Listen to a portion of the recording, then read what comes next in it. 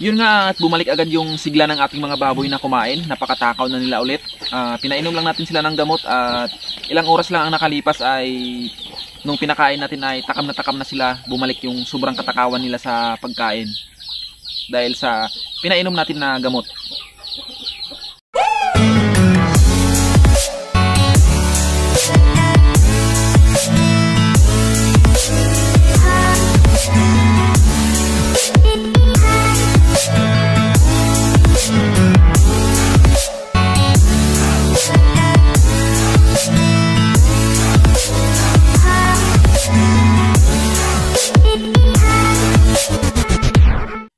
Yun nga mga ka-Province Life, yung gamot na lagi nating pinapainom ay lagi kong sinasabi sa inyo na yun lang yung ginagamit ko sa pag matamlay yung baboy, pag sabi na lang natin na nagtatae, may lagnat, may sipon, or walang ganang kumain.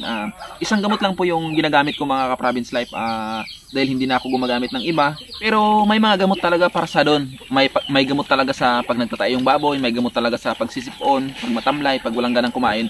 Pero yung ginagamit kong gamot ay yun lang talaga, yun lang. At wala nang iba. Kasi sa sobrang daming nagtatanong sa atin kung ano daw gamot ng lagnat, sipon ng baboy, sinasabi ko lang mga ka-Province Life na hindi ko alam kasi isang gamot lang yung ginagamit ko talaga. Pwede tayong magtanong sa nagbibinta ng nagbibinta ng feeds, nagbibinta ng gamot sa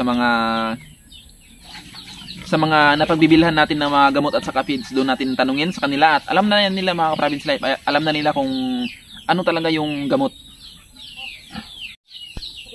Dahil nakita ko talaga sa ating mga alaga na wala pang ilang oras ilang oras lang nakalipas at partida pa yon, kinuha yung dalawang kasama nila, hindi man lang sila na stress mga ka-Province Life at ganado silang kumain. Nakita nyo naman sa kanilang kain, nakita nyo nung nakaraang vlog natin na pinakita talaga natin na kumain agad sila ng ganado sila.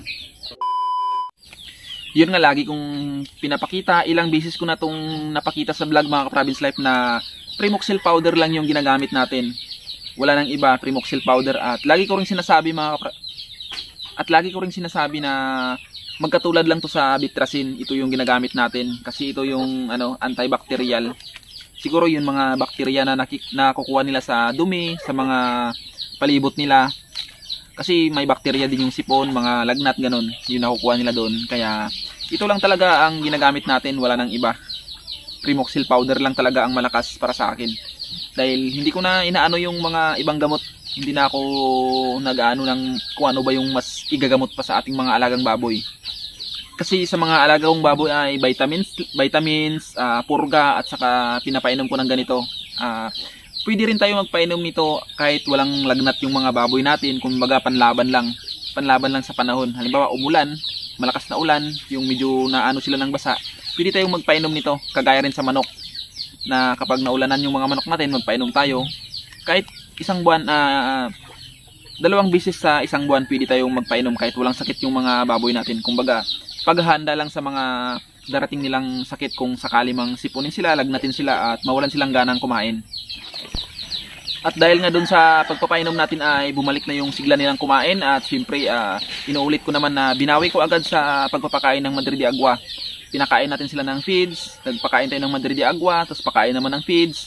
Yun, binawi natin yung mga hindi nila nakain nung panahong nawalan sila ng ganang kumain.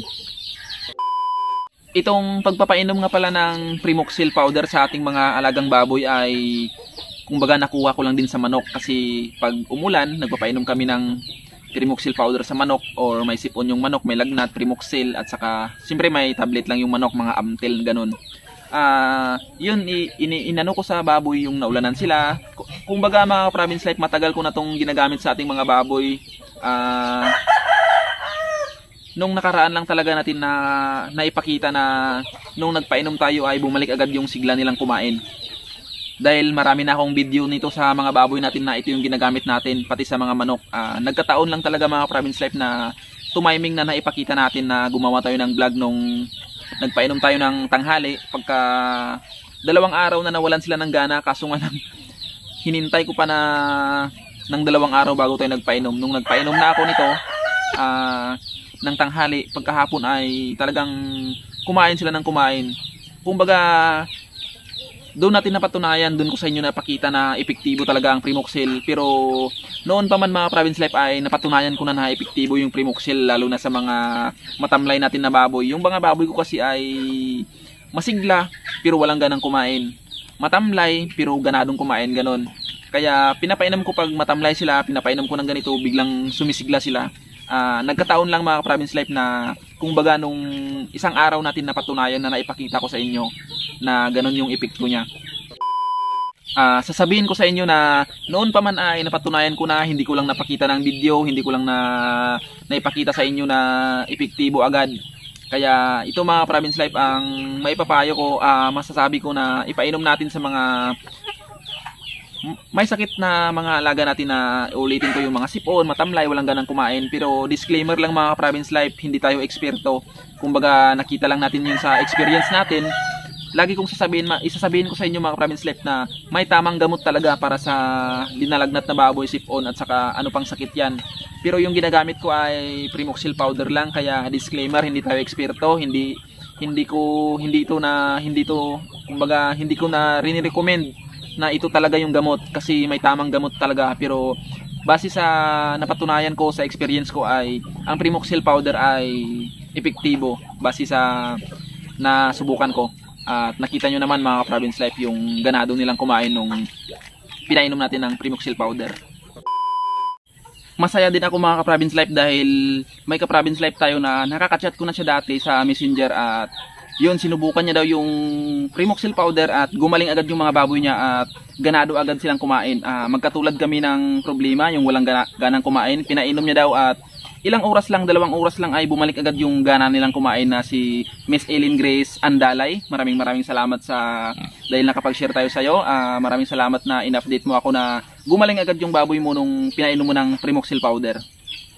Yun nga, shoutout muna tayo. Shoutout nga pala kay John Fred Salvador ng San Carlos City, Negros Occidental. Maraming salamat sa iyo ka-Province Life. Salamat sa suporta at sa lahat ng ka-Province Life natin. Maraming salamat sa inyo. Yun nga mga ka-Province Life, parami na po tayo. Parami na po yung subscribers natin, mga viewers natin, yung mga sumusuporta.